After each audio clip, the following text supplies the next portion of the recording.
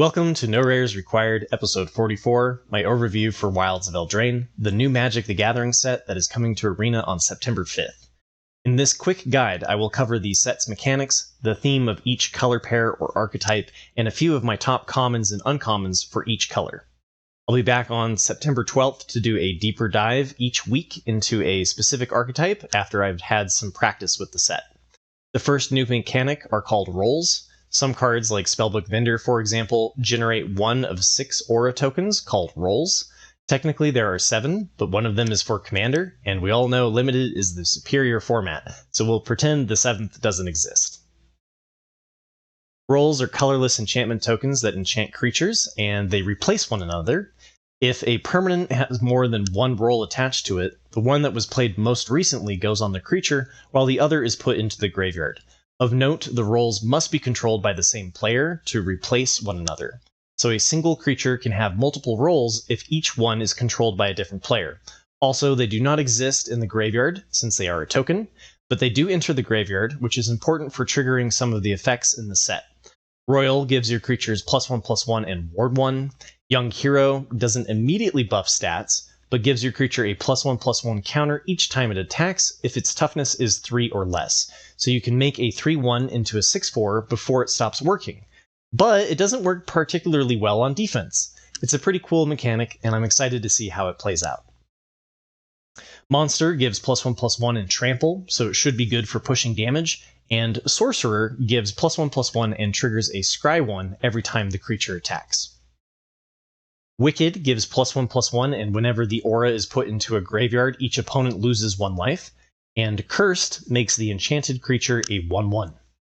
And remember, rolls only replace one another if it's controlled by the same player, so you can play this on your opponent's creature, and they can't just remove it by playing a different role of their own.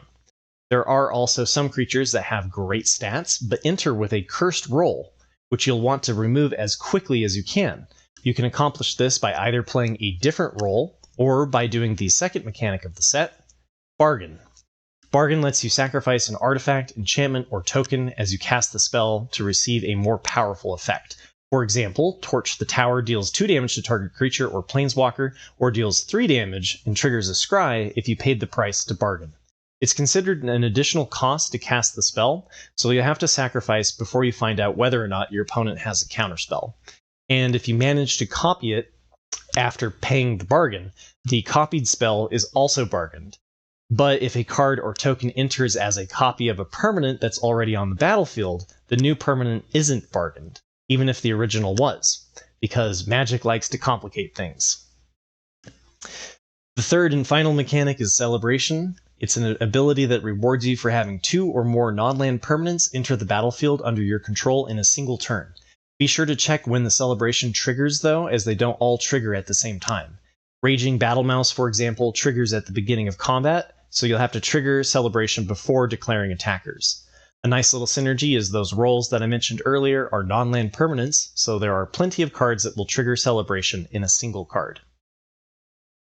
We also have some returning mechanics. One is adventure cards. Fitting, since Throne of Eldraine was the first set to introduce the mechanic.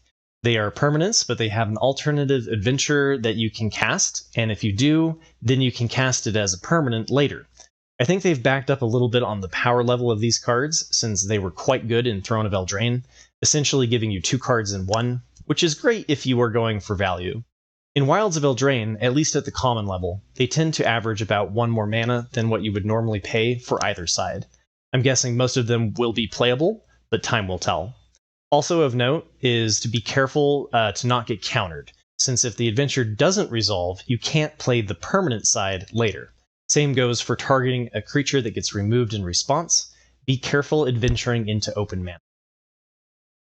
Food is also a returning mechanic. Food artifacts have the ability to pay 2 colorless, tap, sacrifice to gain 3 life, and several cards in the set create or make use of food. If an effect refers to food, it means any food artifact, not just a food artifact token, so you can use cards like Tough Cookie to satisfy the effect. And the last thing I'll mention before diving into the color pairs, or archetypes, is the land cycle for the set, Restless Lands. There are 5 non-basic lands, all at rare, that tap for one of 2 colors and can become creatures temporarily. Nothing amazing, but probably worth including if you are already in that archetype. Of note, if an effect other than its own ability makes it into a creature, its last ability will still trigger whenever it attacks, so there are a few synergies here and there, but it is far from a theme. And now for the archetypes. Each color pair got a pretty clear-cut uncommon legendary creature, Signpost, which makes my job easy. First up, Azorius, or white-blue, has Charade of Numbing Depths, a 2/3 for 4 that when it enters the battlefield, it taps target creature an opponent controls and puts a stun counter on it. Remember stun counters from DMU? They're back. If a permanent with a stun counter would become untapped, remove one from it instead. This means that they can't untap even if they use a spell to do so. It just removes the stun counter. Something to keep in mind because I still see people messing this up. Whenever you tap one or more untapped creatures your opponents control, draw a card. This ability triggers only once each turn. So Charade removes a creature for 2 turns, draws a card, and sets you up to draw each time you tap on future turns. Azorius is looking like tap tempo, and I'll be focusing on early aggression in white and blue to bounce or tap my opponent's blockers in this archetype. Dimir, or blue-black, got Obira, Dreaming Duelist, or Obira, a 2/2 flash flyer for 2 that whenever another fairy enters the battlefield under your control, each opponent loses 1 life. The flash ability is looking particularly nice, so you can play Obira out if they didn't play something worth countering, and Dimir's theme is looking like fairy control. Aim to use the controlling spells of blue and black to make your opponents suffer, and then finish them off with flying fairies and life loss. Rakdos, or black-red, got Totentanz, Swarm Piper. Chat informed me that Totentanz means Dance of Death in German, and I'm probably butchering the name. And it seems very fitting for a rat piper. You get a 2/3 for 3 that whenever it or another non-token creature you control dies, create a 1/1 rat token that can't block. But most importantly, it has the activated ability for 1 and a black to give target attacking rat death touch. Rakdos is looking like rat aggro, so the threaten of giving those rats death touch is going to make it hard for your opponent to block until they have absolutely no other choice. Gruul, or green-red, got Ruby, Daring Tracker, a 1/2 haste for 2 that whenever it attacks while you control a creature with power 4 or greater, Ruby gets +2/+2 until end of turn. She is also a mana dork, being able to tap for either green or red. Gruul's theme is looking like power 4. There are a couple of 3-cost 4/2 creatures in the set, so if you're in this archetype, you might be able to leverage them, and there are a couple of 4-power creatures that are also adventures, so you don't run into the problem of having too many expensive cards while trying to synergize around having 4 power. Selesnya, or green-white, has Sir Armont the Redeemer, a 4/4 for 5 that when it enters the battlefield, you create a monster roll attached to another target creature you control. Enchanted creatures you control get +1/+1. So as long as you have another target, because it can't target itself, you get a 6/6 worth of stats for 5 and give something trample. On an empty board, though, it's just a 4/4 for 5. Selesnya is looking like enchantments with lots of payoffs for leaning into the new rolls mechanic. Orsov, or white-black, has Neva, stalked by nightmares, a 2/2 menace for 4 that when it enters the battlefield, return target creature or enchantment from your graveyard to your hand. Whenever an enchantment you control is put into a graveyard from the battlefield, put a +1/+1 counter on Neva, then scry 1. Orsov's theme is sacrifice, whether that be from bargaining away creatures nerfed by a cursed token or to get a wicked roll into the graveyard. Orsov gets payoffs from enchantments entering the graveyard. Izzet, or blue-red, got Johann Apprentice Sorcerer, a 2/5 for 4 that lets you look at the top card of your library at any time, and once each turn you can cast an instant or sorcery spell from the top of your library. Izzet is the Spells Matter archetype, and this time adventures are thrown into the mix as well. Of note, you can cast the instant or sorcery side of an adventure off the top of your library with Johann. Golgari, or black-green, got Greta, Sweet Tooth Scourge, a 3/3 for 3 that when it enters the battlefield, create a food token. She also has the activated abilities 1 green, sacrifice a food to put a +1/+1 counter on target creature, sadly only at sorcery speed, and 1 and a black, sacrifice a food to draw a card and lose 1 life. Golgari looks like food mid-range. It might struggle a little bit to produce food on every turn, so it'll be interesting to see how this archetype plays out. Boros, or red-white, got Ash, Party Crasher, a 2/2 haste for 2 that gets a +1/+1 counter if you triggered Celebration before she attacks.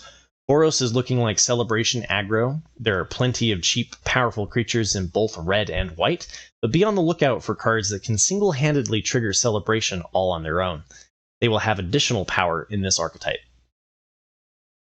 Simic, or green-blue, has Troyan, Gutsy Explorer, a 1/3 for 3 that can tap for blue-green mana, but it can only be spent on spells that have mana value 5 or greater, or X spells. It has the activated ability blue, tap, draw a card, then discard. The theme for Simic is mana value 5, and you need cards like Troyan to make it work. The inherent problem is most curves don't want that many 5-drops. So you need ways to loot like Troyan's activated ability to solve the problem of having too many 5-drops in your opening hand. And last time I went a bit deeper into my favorite uncommons and commons, and I can't say my overview was a huge success. I'll save the full set reviews and tier lists for other Mythic content creators, but I'll share my top common and uncommon for each color. And you can always reach out to me on Discord or leave a comment below if you're interested in my full set review or have a question about a card. Archon's Glory has everything that I want in a 1-cost mana trick. +2/+2 is usually enough for it to win a combat, and then you can bargain, something that Orsov is interested in doing, to give flying and lifelink, which will be relevant in the aggressive archetypes of Boros and Azorius Tempo. Discerning Financier might not be the best uncommon, but I wanted to spotlight it because I appreciate cards that are better on the draw than on the play. It's a 2/3 for 3 that at the beginning of your upkeep, if an opponent controls more land than you, create a treasure token. And then later in the game, it has an activated ability to pay 2 and a white to give the treasure away to draw a card. Overall, white has a great selection of cheap creatures and lends itself towards aggro, since its removal is enchantment-based, which I find to be less of a problem the faster the game is over, so your opponent doesn't have time to find a disenchant or useful way to sacrifice the creature. Quick Study is power creep, plain and simple. Divination, draw 2 for 3 is a staple, and they've gone and made it an instant. Not that I'm complaining, the control player in me is very happy to be able to draw cards if they don't play something worth countering. And Archive Dragon, I have a feeling, will be undervalued. A 4/6 flyer for 4 double pip blue with Ward 2 that triggers a Scry 2, which late in the game is useful for avoiding Flood. Not sure you'll make it to turn 6 with how aggro is looking, but if you do, I'm looking forward to slamming this guy. Overall, blue is looking like its typical support role, great counter spells and card draw, some flyers, and bounce spells. Torch the Tower might be the best common in the set. Cheap removal that scales, and sometimes bargain is exactly what you want to be doing anyway. It's also worth noting that many cards in the format are high power, low toughness. I'll point you towards Circovitz and the podcast Magic Numbers if you want the exact percentage, but it's a lot of X1s and X2s that this will remove quite nicely. Witchstalker Frenzy costs 4, but it costs 1 less for each creature that attacked this turn, and especially in Rakdos where you have plenty of 1/1 rat tokens, I'm guessing this is going to be a 1-cost deal 5 damage to target creature. Even at its floor, the worst it's going to be is a 4-cost instant that kills almost anything in the set. Not bad at all. Overall, I think red is the strongest color. It has a variety of burn spells, is great at making rats and treasure tokens to fuel celebration or bargains, and it has plenty of low-cost aggressive creatures for aggro. I'm also curious to see how much the rats being unable to block increases the advantage of being on the play versus the draw in this set. Candy Grapple is the other frontrunner for the best common in the set. -3/-3 on target creature at instant speed for 2, and then if it was bargained, -5/-5. Without bargaining, it kills 80% of the common creatures in the set, and 98% if you bargain. Again, go watch Circovitz. For my favorite uncommon, we have Lord Skitter's Butcher. I picked it for its versatility. All 3 modes are amazing. Turn 3, make a rat and get a 3/4 worth of stats across 2 bodies to start the beatdown. Need late game dig, sacrifice a creature, probably a rat, scry 2, then draw a card to find your win condition. Or you can just use it as a win condition by giving all of your creatures menace until end of turn.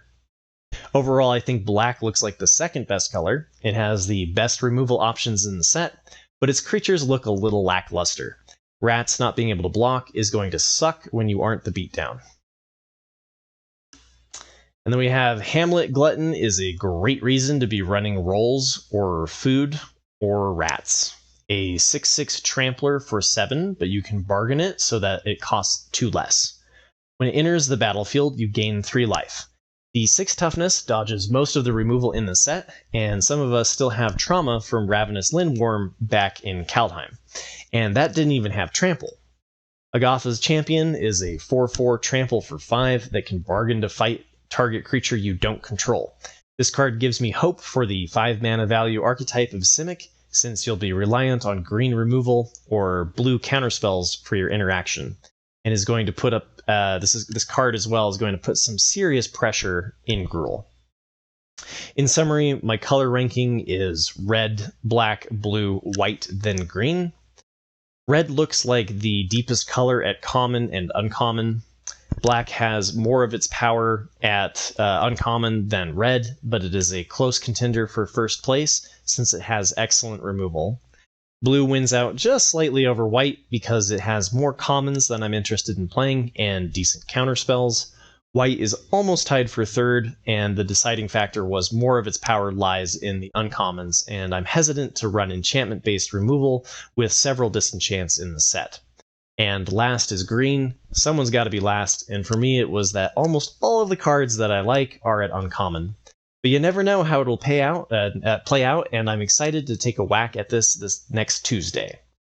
The next episode of No Rares Required won't be until September 12th, but I'll report back with what archetype looks like the early frontrunner and share my top secret draft skeletons. If you're watching this in preparation for pre-release over the weekend, I wish you all of the luck, and I aim to get it out sooner on the next set. One of these days I might get early access and be able to play in the streamer event, but until then, please help support my dream by taking a moment to hit like and subscribe. I really appreciate it. Thank you for enjoying my guide to Wilds of Eldraine. Going through the cards, I was impressed by how many I'm excited to open. Good luck with your games and future trophies. Thank you all for the support, and I'll see you on September 12th.